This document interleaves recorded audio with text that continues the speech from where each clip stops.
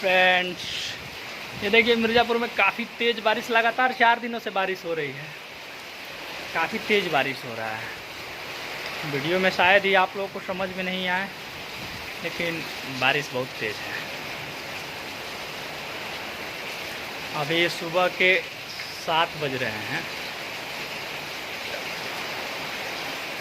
और बारिश काफ़ी तेज़ है।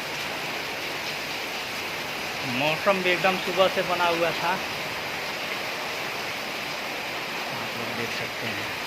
और ये है हम लोग की गली जो कि स्टूडियो पे लेके जाती है हम लोग को सीधे।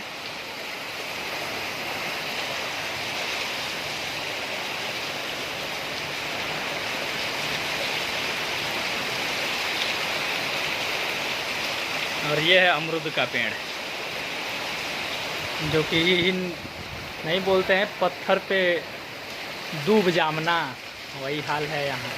इतने सारे घरों के बीच में ये एक पेड़ है और वो भी घर के ऊपर वो जमा है। थोड़ा सा मिट्टी पाया है, वहीं जम गया और वो उतना बड़ा हो चुका है। तो आप लोग देख सकते हैं काफ़ी तेज़ बारिश है और